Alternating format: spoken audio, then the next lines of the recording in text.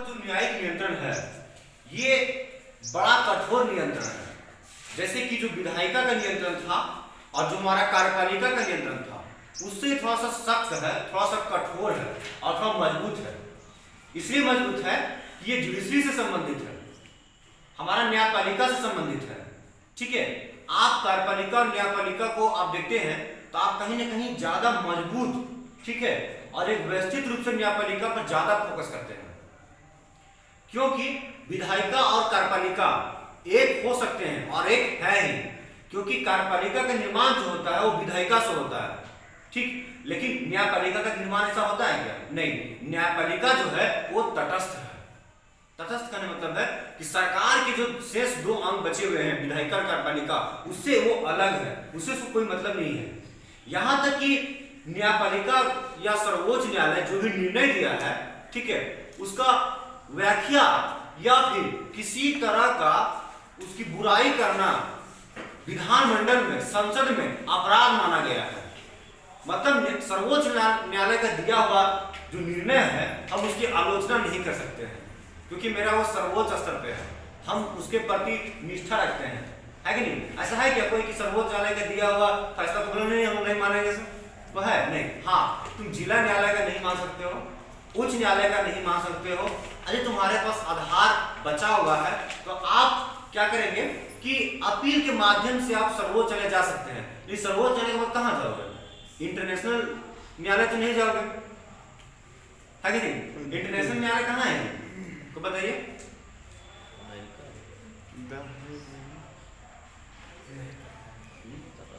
UNO का जो अंग है, यूएनओ के जो 5 प्रमुख अंग है, प्रमुख 5 अंग में एक उसका ये भी अंग है अंतरराष्ट्रीय न्यायालय। बताइए अंतरराष्ट्रीय न्यायालय कहां स्थित है? ये हेग में स्थित है। हेग, हाँ, नीदरलैंड की जो राजधानी है वो हेग में स्थित है। ठीक है, कई ऐसे मामले हैं जो भारत का मामला जो है वो अंतरराष्ट्रीय न्यायालय भी गया है।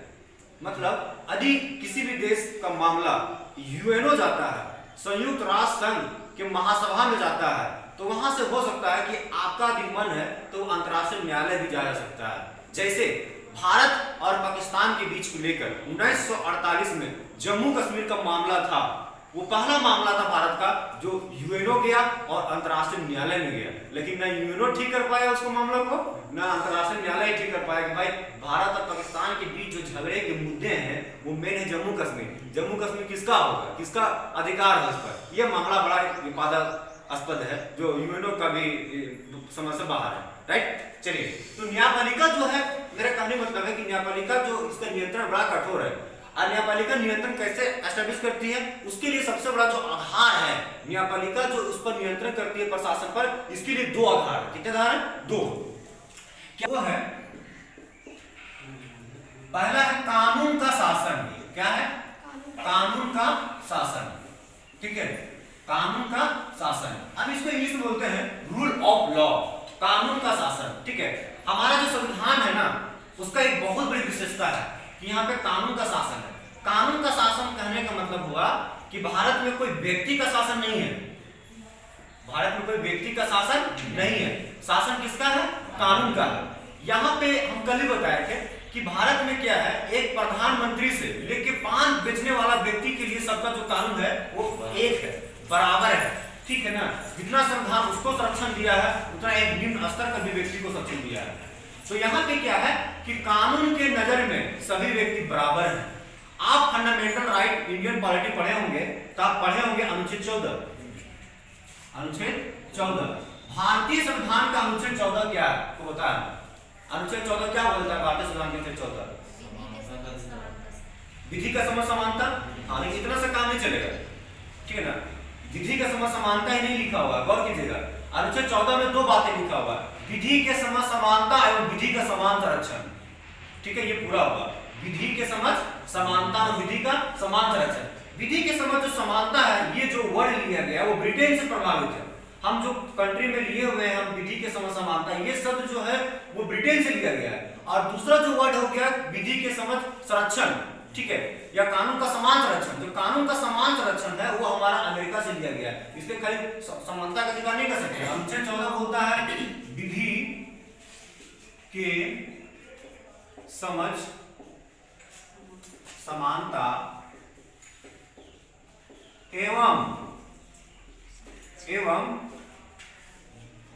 विधि का दो वर्ड है अनुच्छेद 14 में। तो विधि के समझ समानता जो ब्रिटेन से लिया गया है और विधि का समान संरक्षण जो कहां से लिया गया है, अमेरिका से लिया गया है। तो हमारा जो न्यायालय जो है वो प्रशासन पर नियंत्रण स्थापित करता है, उसका पहला आधार है कानून का शासन। इसका मतलब हो गया कि भारत में जो भी पद में बैठा हुआ है उसका शासन नहीं है, उसका शासन नहीं है, कानून का शासन है। वो भी कानून से बंधे हुआ है कि कानून से बाहर नहीं है। आप देखते होंगे कोई भी अधिकारी है, ठीक है, तो क्या है वो उसके लिए कानून नहीं है क्या? हम उस पर बहुत ज्यादा हावी हो जाते हैं, किस लिए? हम जानते हैं कि उसको भी कानून है तो हमको भी कानून मिला हुआ है, ठीक है। हाँ, तो हम उस पर प्रभावी हो सकते हैं। लगता है कि ये असंवैधानिक काम कर रहा है तो उसके प्रति हम आवाज उठा सकते हैं, ठीक है। तो प्रशासन बहुत ज्यादा एक्टिव नहीं रहता है। क्या है, तो प्रशासन पर में बैठा हुआ है तो वह रिश्वत का मांग करता है, जो कानून उल्लंघन है कि नहीं, तो हम क्या करते हैं, हम उस पर आवाज उठाते हैं। बहुत लोग चुप से देता है, चलो हमारा काम हो जा रहा है नहीं, फिर से प्रशासन में भ्रष्टाचार बहुत बढ़ जाता है। तो ऐसे में क्या है कि रूल ऑफ लॉ जो है ये नियंत्रण स्थापित करता है कि कोई व्यक्ति जो है, कोई भी प्रशासन में बैठा हुआ अधिकारी है, वो कानून के अंदर है, कानून के बाहर नहीं है, और कानून का उल्लंघन होगा तो हम कोर्ट जा सकते हैं। आपको मालूम होगा जब फंडामेंटल राइट पढ़े होंगे तो अनुच्छेद 32 क्या बोलता है? अनुच्छेद 32 में संवैधानिक उपचारों का अधिकार, अनुच्छेद 32 के क्लास 2, अनुच्छेद 32 के 2 में क्या है कि सर्वोच्च न्यायालय जो है वो 5 प्रकार का रिट जारी करता है, ठीक है। आप जितने भी मौलिक अधिकार दिए हुए हैं वो सारे जस्टिसेबल हैं, न्याय योग्य हैं। यदि आपका उल्लंघन होता है मौलिक अधिकार का तो आप जानते हैं ना, आप सीधे सर्वोच्च न्यायालय जा सकते हैं। आपको मन है तो जिला न्यायालय जाइए, मन है तो उच्च न्यायालय चले जाइए, और सामने दिल्ली बैठे रहते हैं जाइए सर्वोच्च न्यायालय एकदम, ठीक है ना। तो आपको वो जस्टिसेबल है। तो कानून के अंदर सारा अधिकारी को रखा गया है, कानून को बाहर नहीं है। यदि प्रधानमंत्री भी शासन कर रहा है, राष्ट्रपति भी शासन कर रहा है तो कानून के अंदर ही कर रहा है, ठीक है, कोई व्यक्ति का शासन नहीं है। पहले सुनते होंगे कि राजा का शासन होता था, हमको कानून से कोई मतलब नहीं है। वो राजा होता था, उसका कानून चलता था, अपना उसका होता था, कहीं वो संविधान से नहीं चलता था, ठीक है ना। जैसे ब्रिटेन में हुआ, ब्रिटेन में लंबे दौर तक जो हुआ वो राजा का शासन चला, और इस आधार पर राजा बहुत दिन शासन किया कि राजा कभी गलती नहीं कर सकता है, राजा भगवान है, ठीक है ना। जैसा कि हिकल ने कहा था कि राजा जो है, राज जो है वो पृथ्वी पर ईश्वर के अवतरण है। राज जो है, राज का जो मूर्ति है वो राजा है, और राजा लोग जो है वो पृथ्वी पर ईश्वर की मतलब कि अवतरण है। हेनरी मैन ने कहा नहीं, राजा लोग हैं वो पृथ्वी पर ईश्वर की जीवित प्रतिमाएं हैं। बताइए कितना गुणगान कर रहा है। तो ब्रिटेन में इस आधार पर राजा बहुत दिन शासन कर लिया, नहीं राजा लोग कभी गलती नहीं कर सकते, राजा का बात ईश्वर की वाणी है, हम उसको काट नहीं सकते हैं। लेकिन 1688 का जब इंग्लैंड में क्रांति हुआ, 1688 का जब इंग्लैंड में क्रांति हुआ, जिसको कहा गया गौरवपूर्ण क्रांति कहा गया, ठीक है, ये हिंसा पर आधारित क्रांति नहीं था। इस क्रांति ने ब्रिटेन को ही शासन व्यवस्था को पलट दिया। अगला ये राजशाही शासन चलेगा, लेकिन तुम संविधान से चलेगा, तुम शासन करो राजा, हम तुमको नहीं भगा रहे हैं, तुम वंशा मुर्गा रहो, लेकिन तुम क्या करेगा, अपना से निर्णय नहीं लेगा। मतलब तुम्हारा कोई भतीजा तो उसको छोड़ दिया, अब कोई दूसरा व्यक्ति तो उसको तुम जीवन मतलब छीन लिया, मतलब प्राण दंड दे दिया, ऐसा है क्या? नहीं, तो तुमको भी कानून से चलना पड़ेगा। तो 1688 के गौरवपूर्ण क्रांति से ब्रिटेन में जो पूर्णरूपेण से जो पहले राजशाही शासन चल रहा था, राजा का शासन चल रहा था, उसको हटा के वहां पे अर्ध संवैधानिक शासन की स्थापना किया गया, राइट। तो इसका मतलब हो गया, आप इसका मतलब समझ आइए कि विधि के समानता का मतलब हो गया कानून के जरिए सभी लोग बराबर हैं, चाहे वो कोई भी व्यक्ति हो, कोई भेदभाव नहीं करता है, और कानून सबको समान संरक्षण देता है, सबको समान संरक्षण देता है। एक कोई व्यक्ति को जितना भी संरक्षण प्राप्त उतना आपको भी है। आपको कहीं डर लगता है, कहीं जा रहे हैं, यात्रा कर रहे हैं, तो 100 फोन कीजिए, 100 में फोन कीजिए, उसको बताइए, तुरंत आ जाएगा, धाएंगे एकदम, ठीक है ना। आपका वो अधिकार भी है, आपको सुरक्षित यात्रा करने का आपको मौलिक अधिकार है, आपको शुद्ध पानी पीने का मौलिक अधिकार है, आपको बिजली पाने का अधिकार मौलिक अधिकार है, ठीक है ना। लेकिन जानिएगा तब ना कि कौन कौन मौलिक अधिकार है, तभी ना लड़िएगा, है कि नहीं है। तो कानून का शासन जो होगा, जब अधिकारी क्या होगा कि कानून के विपरीत काम करेगा, असंवैधानिक काम करेगा, तो उसके ऊपर हम सीधे कोर्ट जा सकते हैं, हम उस पर कार्रवाई करेंगे, तो उसको नियंत्रण स्थापित कर सकते नहीं कर सकते हैं। ऐसा कुछ नहीं रहता तो कितना तानाशाही आता है वो, जिस पर कोई ऐसे देखो ना, गांव घर में जिस पर कंट्रोल करने वाला, जो बच्चा के कंट्रोल वाला कोई नहीं है, कितना लड़का दुष्ट कितना एक्टिव रहता है, तुम बोलेगा कुछ और बोलेगा कुछ और, मतलब उस पर कंट्रोल किसी का नहीं है, कोई नियंत्रण नहीं है कि नहीं? तो ये हो गया कानून का शासन।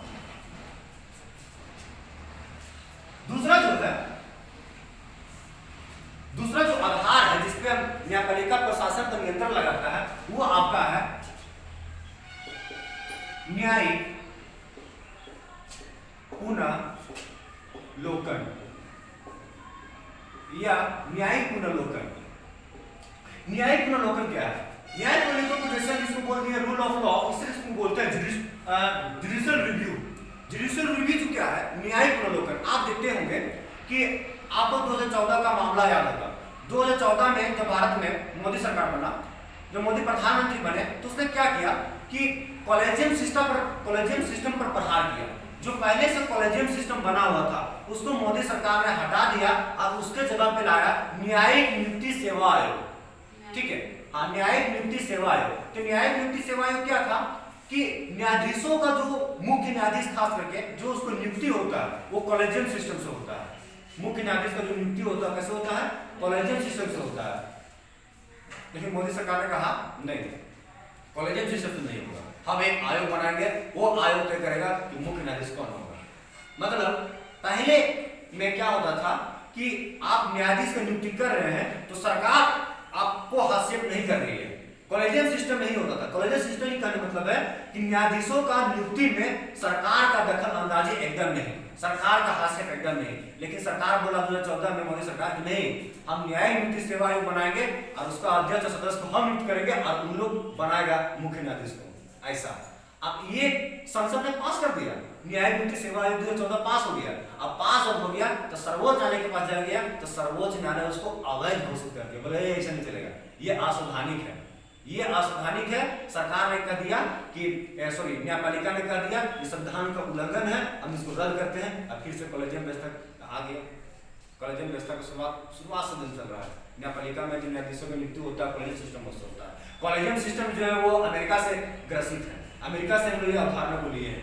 ठीक है, तो जो संसद का बनाया हुआ कानून को सर्वोच्च न्यायालय ने उसको अवैध घोषित कर दिया, ऐसा जो अधिकार है सर्वोच्च न्यायालय को, उसी को कहते हैं न्यायिक पुनर्लोकन अधिकार। इसका मतलब है कि संसद बहुत ज्यादा भारत में प्रभावी या संप्रभु नहीं है, संसद के पास सारा कुछ शक्तियां नहीं है। जैसा कि ब्रिटेन में है, ब्रिटेन का एक विचारक जो है उसका नाम है लाम्बे। लाम्बे कहते हैं कि ब्रिटिश संसद स्त्री को पुरुष और पुरुष को स्त्री नहीं बना सकता, बाकी सारा काम कर सकता है। इसका मतलब है कि ब्रिटिश संसद को दिखाता है कि ब्रिटिश संसद बहुत ज्यादा पावरफुल है और विश्व का सबसे बड़ा पावरफुल संसद ब्रिटेन का है। विश्व का पहला या अंतिम और प्राथमिक एकमात्र संसद जो संप्रभु है वो है ब्रिटेन का संसद। इसका मतलब हुआ कि ब्रिटेन का संसद जो कानून बना देगा उसको सर्वोच्च न्यायालय को काटने का अधिकार नहीं है, उसको अवैध घोषित करने का अधिकार नहीं है। लेकिन हमारे संविधान में ऐसा नहीं है। हमारे संविधान में ऐसा प्रावधान किया गया है कि संसद यदि कानून बनाता है और यदि वो असंवैधानिक है, अमान्य है, यदि ऐसा सर्वोच्च न्यायालय को लगता है उसको अवैध घोषित कर देगा। संसद यहाँ संप्रभु नहीं है। ऐसा नहीं है कि पूरा भारत में लोकसभा का चुनाव हुआ, सारे लोग हम लोग चुनाव जीत के उसको भिजवा दिए और हम लोग मनचाहा कानून बनाएगा, जैसे कि बनाया, अपना सब वेतन बढ़ा दिया और दूसरे लोग को छोड़ दिया। ठीक है ना? तो ऐसा जो है वो लोग हर लोग अपना प्रॉफिट वहाँ देखता है। वो लोग भी सोचते हैं भैया 5 साल के लिए आए हैं, फिर पता आएंगे नहीं आएंगे, मौसम परिवर्तन हो जाएगा तो उससे अच्छा कि अपना कर लिया। ठीक है ना? बोले एक बार एक दिन के लिए मंत्री बनेगा, संसद बनेगा, लाइफ टाइम लोगों को पेंशन मिलेगा। ठीक है, बाकी दूसरे क्षेत्रों में ऐसा नहीं है। तो न्यायिक पुनर्लोकन जो है वो कैसे नियंत्रण स्थापित करता है? न्यायिक पुनर्लोकन ऐसे नियंत्रण स्थापित करता है कि जब संसद जो है, संसद में जो कानून जब बनता है, जब कार्यपालिका जो है, कार्यपालिका मंत्री जो कानून बनाने का मुख्य रूप से देखा जाए तो मंत्री का है। ठीक है, वही लोग कानून बनाते हैं। ठीक है, मंत्री जब कानून बनाते हैं तो लोग तब संसद देखेगा कि ये कानून सही है या नहीं। ठीक है, यदि प्रशासन संबंधी कानून बना रहा है तो क्या यह वैध है, उचित है, जनता के लिए ठीक है? ऐसा लगेगा तो ये ठीक नहीं है, उसको अवैध घोषित कर देगा। उसे क्या करेगा? अवैध घोषित कर देगा। ठीक है, तो इससे निष्कर्ष निकलता है कि हमारे देश का जो संसद है उसे ज्यादा पावरफुल और ज्यादा संप्रभु जो है वो हमारा सर्वोच्च न्यायालय है, ना कि संसद। लेकिन ब्रिटेन में जो है, ब्रिटेन में ज्यादा पावरफुल संसद है, सर्वोच्च न्यायालय वहां एकदम चुप करो, ठीक है। और ऐसा जो न्यायिक अवलोकन का शक्ति जो ग्रहण किए हुए हैं यह अमेरिका से ग्रहण किए हुए हैं, ठीक है ना। ज्यादा जो पावरफुल जो अमेरिका कंट्री है जिसके पास न्यायिक अवलोकन की शक्ति ज्यादा पावरफुल है, उसके बाद ये भारत का, ठीक है। इसलिए इसके लिए एक कथन आता है, अमेरिका का जो एक न्यायाधीश था वो कहा था कि संविधान वही है जो न्यायाधीश करता है, संविधान वही है जो न्यायाधीश करता है, संविधान वो नहीं है जो संसद का सदस्य करते हैं। संसद का सदस्य कहाँ जानेगा, हम लोग तो चुन के आज आया, हम उत्तर दिशा संविधान में बैठे हुए हैं, तो संविधान वही है जो न्यायाधीश करते हैं, तो भैया न्यायाधीश कर देगा वही संविधान। ये अवधारणा सुख जो बैठता है, जो फीट बैठता है, वो बैठता है न्यायिक अवलोकन, राइट। तो ये दो जो आधार हैं, ये दो आधार जो है वो न्यायपालिका जो है वो प्रशासन पर नियंत्रण स्थापित करता है। क्लियर है? चलिए ये चीज याद रखिएगा, कानून का शासन, rule of law. Rule of law जो हम सब लिए संविधान में कहां से लिए हैं? रूल ऑफ लॉ कहां से ग्रहण किए हैं? ब्रिटेन से। और ये कहां से ग्रहण किए हैं? अमेरिका से किए हैं, ठीक है। यदि ऐसा क्वेश्चन में आ जाएगा कि कानून का शासन सबसे पहले किस देश ने स्थापित किया, तो क्या उत्तर आएगा? नहीं, कानून का शासन सबसे पहले ब्रिटेन ने स्थापित किया। कौन स्थापित किया? ब्रिटेन ने स्थापित किया, ठीक है ना। चलिए अब थोड़ा सा हम लोग इसी दौर में तो आगे चले जाते हैं और नागरिक कैसे नियंत्रण स्थापित करता है वो देखते हैं। ये आपका तीसरा हो जाएगा कि प्रशासन पर न्यायिक नियंत्रण। चौथा आपका जो है वो है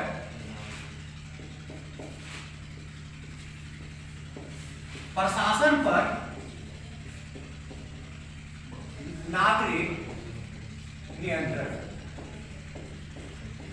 देखिए प्रशासन पर नागरिक नियंत्रण चौथा है, ठीक है ना। पहला बता दें प्रशासन पर विधायी नियंत्रण, प्रशासन पर कार्यपालिका नियंत्रण, प्रशासन पर न्यायपालिका नियंत्रण और प्रशासन पर नागरिक नियंत्रण। नागरिक कैसे नियंत्रण स्थापित करता है? आप जानते होंगे कि नागरिक जो है, ठीक है ना, वो जनमत का बहुत बड़ा साधन है।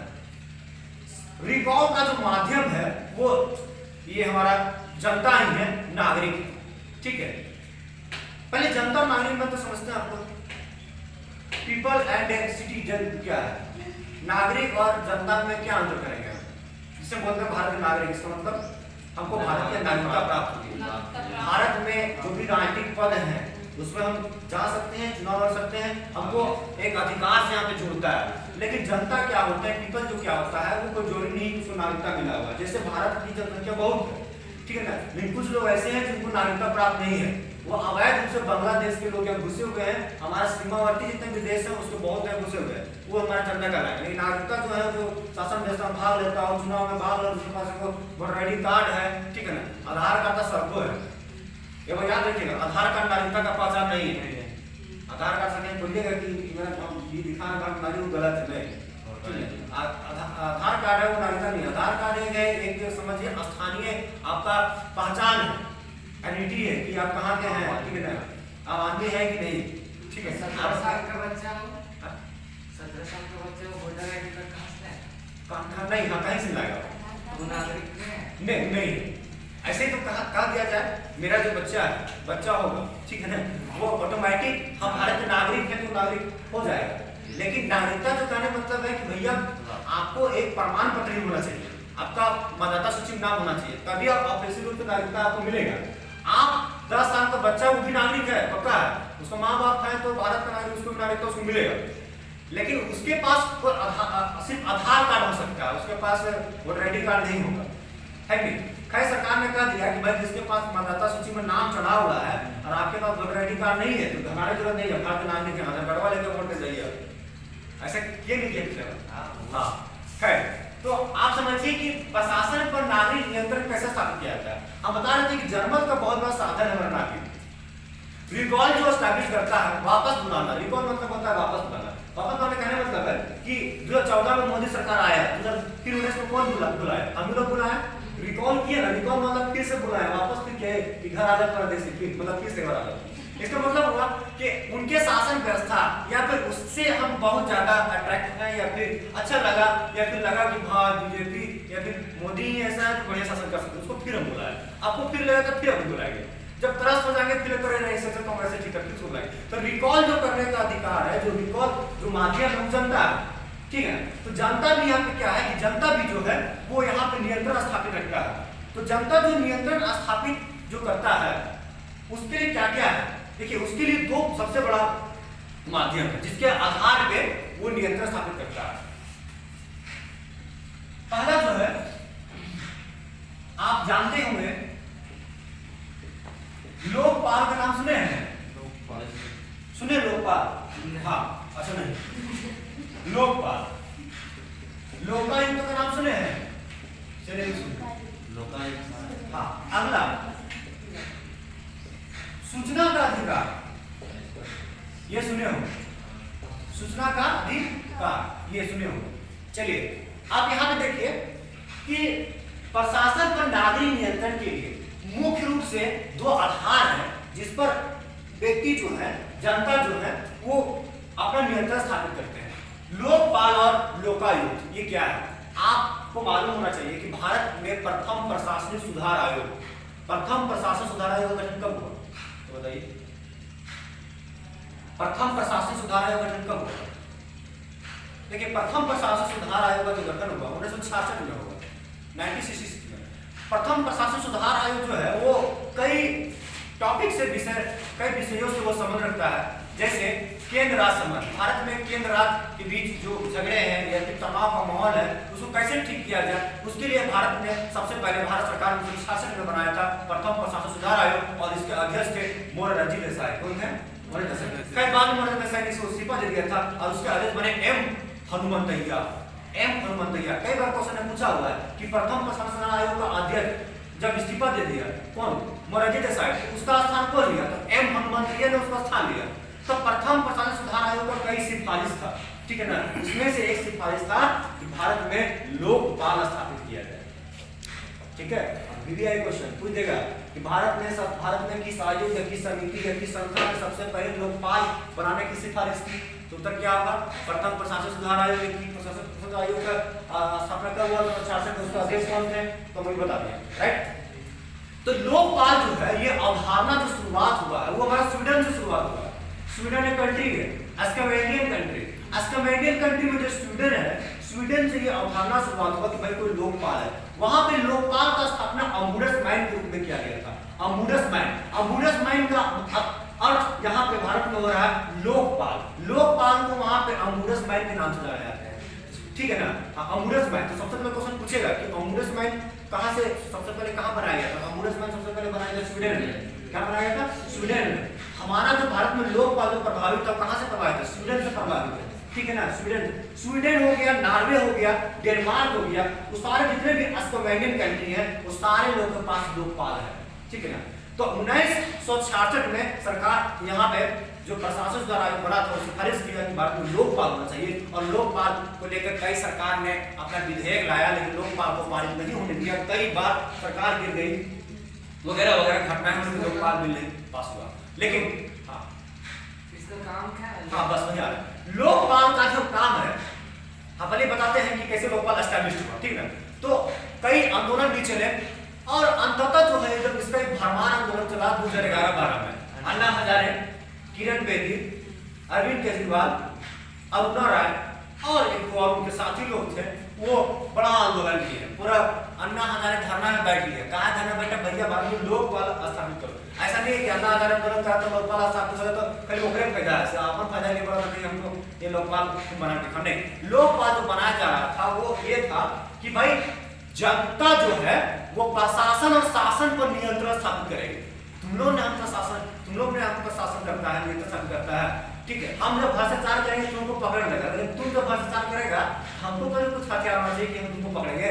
तो ऐसा में जनता आदि सवाल पूछने लगे प्रशासन से और शासन से, तब क्या होगा, ठीक है ना। और यही चीज कमी है। अभी देखते हैं कि बहुत लोग भक्त हो गए, मतलब जो सरकार है उसका एकदम परम भक्त हो गए। तो सरकार कुछ भी करेगा ना तो हम उसको तो मानवे करेंगे, हम एकदम बढ़िया ही करेंगे, कुछ बोलेगा नहीं। भला हमको बहुत प्रभावित कर रहा है वो नियम का, लेकिन हमको मतलब नहीं है। मतलब ये है कि मेरा आदमी बैठा हुआ, ठीक है। लेकिन ऐसा नहीं है, हम शासन से सवाल पूछ सकते हैं। अच्छा, सिटीजनशिप नागरिकता का अर्थ ये होता है कि आप जो जनता जो है अब उससे सवाल पूछिए। ठीक है ना। हम पहले बताए जब अक्षय कुमार मोदी से एक इंटरव्यू ले रहा था ऐसे प्राइम टाइम जैसा, तो शासन व्यवस्था से पूछने छोड़ के मोदी से पूछ रहा है कि आम कैसे खाया जाता है, आप चूस के खाते हैं कि गुठलियों में कर लेते हैं, ये सब उससे पूछे से कहा कर रहा है, ठीक है ना। उसको पूछना चाहिए भैया काला धन आया, ठीक है ना, अकाउंट चेक किए हम लोग 15 लाख नहीं आया, ऐसा सवाल पूछना चाहिए, ठीक है ना। लेकिन कोई और चीज पूछ रहा है। तो ऐसे में लोकपाल जो है वो प्रशासनिक अधिकारियों पर, ठीक है ना, प्रशासनिक अधिकारियों पर नियंत्रण स्थापित करने के लिए एक संस्था है, राइट। और इसको लेकर अन्ना हजारे ने आंदोलन किया और लास्ट में हाल में ही 2018-19 में भारत में लोकपाल का नियुक्ति हुआ, उतना दिन से नहीं हुआ, ठीक है। लोकपाल की नियुक्ति पिनाकी चंद्र जो है वो भारत के प्रथम लोकपाल नियुक्त किए गए। पिनाकी चंद्र घोष याद रहेगा ना, पिनाकी चंद्र घोष जो है वो भारत के प्रथम लोकपाल नियुक्त किए गए। सेंट्रल में जो है वो लोकपाल है, सेंट्रल में लोकपाल है, और इसी के तर्ज पे जो राज्य में है वो क्या है, लोकायुक्त है। राज्य में क्या है, लोकायुक्त है। सबसे पहले महाराष्ट्र सरकार ने 1971 ईस्वी में, सबसे पहले महाराष्ट्र सरकार ने 1971 ईस्वी में अपने स्टेट में लोकायुक्त का कार्यालय को एस्टैब्लिश किया। अब उसको देखकर भारत के लगभग 20 राज्यों में लोकायुक्त का कार्यालय खोला हुआ है। उस सेंट्रल में है लोकपाल, तो राज्य में लोकायुक्त। लोकायुक्त झारखंड में भी है, ठीक है, झारखंड में इसका रांची में इसका कार्यालय है। तो जो भ्रष्टाचार से संबंधित है वो काम करता है हमारा ये। खैर कई राज्यों में लोकायुक्त के अधीन जो है वो मुख्यमंत्री को शामिल नहीं किया गया है, और कई राज्यों में मुख्यमंत्री को भी रखा है साथ में कि भाई मुख्यमंत्री भी क्या, मुख्यमंत्री भी कानून के अधीन, हम उसको भी रखेंगे। और कई बार नहीं, मुख्यमंत्री छोड़ दो, तो शासन कर रहा थोड़ा इधर बड़ी घूमता है, उसको छोड़ दिया कई लोग, ठीक है ना। है तो लोकपाल और लोकायुक्त भी है, वो प्रशासन पर शिकंजा साबित रखता है। अगला जो है वो है सूचना का अधिकार, राइट टू इंफॉर्मेशन, इसको बोलते हैं RTI, RTI, right to information, सूचना का अधिकार। सूचना का अधिकार क्या है, सूचना का अधिकार जो है वो प्रशासन की जो गोपनीयता है इसके विरुद्ध है। प्रशासन की जो गोपनीयता की नीति है उसका विरुद्ध में आया है सूचना का अधिकार, ठीक है। जैसे हम चाहेंगे तो किसी भी विभाग से सूचना प्राप्त कर सकते हैं, डाटा को हम ले सकते हैं, हमको जानकारी चाहिए कि भैया कितना लोग का ये क्या मिला, इसे लाभ मिला, ठीक है ना। तो हम किसी भी विभाग से हम सूचना जब प्राप्त करते हैं, हमको ये राइट मिला हुआ है कि हमको ये अधिकार मिला हुआ है कि उस विभाग से हम सूचना प्राप्त करें। प्रशासन में जो भी सर्वोच्च उसका अधिकारी है, यदि आपको लगता है कि प्रखंड विकास पदाधिकारी वीडियो से हमको सवाल पूछना है कि भैया हमारे पंचायत में मनरेगा के तहत कितना फंड आया और कितना सबको मिला, अब कितना आया कितना मिला, नहीं मिल रहा है, हिसाब किताब तो क्या बोलेगी, भ्रष्टाचार हुआ है, ठीक है। तो ऐसा सूचना आपको लेने का अधिकार है और उसका देना भी काम है। ये एक आंदोलन के रूप में शुरुआत हुआ राजस्थान में वहां की महिलाओं ने यह आंदोलन शुरुआत किया। पहली बार महिलाओं ने बहुत बढ़िया काम किया, ठीक है। राजस्थान में महिला लोग काम कर रही थी, तो उन लोगों को किसी को भनक पता चल गया, महिला लोगों को कोई बात के कान में बोल तो पूरा फैला देंगे। उन लोगों को पता चल गया कि नहीं, ऊपर से पैसा जो आता है वो ज्यादा आता है, लेकिन पैसा हम लोग काम कर रहे हैं ना, पैसा हम लोग कम आ रहा है। उसको बताइए, उसको छोटी बताइए, छोटी बड़ी बताइए, पूरा जो है वो फैल गया। अब एक आंदोलन के रूप ले लिया, आप लोग जानना चाह रहे थे कि भैया ऊपर से कितना पैसा आता है। अरुणा राय जो आईएएस अधिकारी थी सेवानिवृत्त, अरुणा राय ने क्या की, इसका आंदोलन चलाया, सारे महिलाओं को एक किया, ठीक है ना। व्यक्तिगत सार्वजनिक है, सार्वजनिक व्यक्तिगत है, पूरा महिलाएं आए और एक आंदोलन का रूप लिया। बोले भैया हमको सूचना चाहिए, हमको सूचना का अधिकार होना चाहिए, हम जानकारी लेंगे तुमसे। बड़ी देर आंदोलन चला। अंततः सरकार को क्या करना पड़ा, एक लॉबिंग के माध्यम से, दबाव समूह के माध्यम से प्रेशर पड़ा संसद पर, और संसद में मजबूरन है 2005 में एक कानून ला दिया 2005 में, जिसका नाम था सूचना का अधिकार अधिनियम 2005, ठीक है। मनमोहन सिंह की सरकार थी, मनमोहन सिंह प्रधानमंत्री थे, सोनिया गांधी उसका असिस्टेंट थे, तब ध्यान रहे। तो जब मनमोहन सिंह प्रधानमंत्री थे तो उसके काल में 2005 में वहां का संसद ने एक कानून बना दिया सूचना का अधिकार अधिनियम, और उस कानून बड़ा लंबा चौड़ा, उसमें लिखा हुआ सारा कुछ है कि आप सूचना कैसे प्राप्त कर सकते हैं, कहां से सूचना प्राप्त कर सकते हैं, कितना दिन में आपको सूचना मिलेगा, कितना दिन में नहीं मिलेगा कि वो आपको दंड देगा। तो ऐसे में जो किया गया वो सूचना का अधिकार अधिनियम 2005 के तहत एक बना के किया गया। खैर 2005 का जो अधिनियम था उसको सरकार ने 2006 में लागू किया। क्वेश्चन में याद रखिएगा, क्वेश्चन पूछ सकता है कि सूचना का अधिकार अधिनियम कब से प्रभावी है, कब से लागू है, 2006 में। और ऐसा क्वेश्चन आता है कि सूचना का अधिकार अधिनियम कब बना था, 2005 में। दोनों में अंतर है ना, 2005 से बना, 2006 में लागू हुआ। जैसे 73वां संविधान 1992 में हुआ, लेकिन लागू हुआ 1993 में, अप्रैल में लागू 1993 में, प्रभावी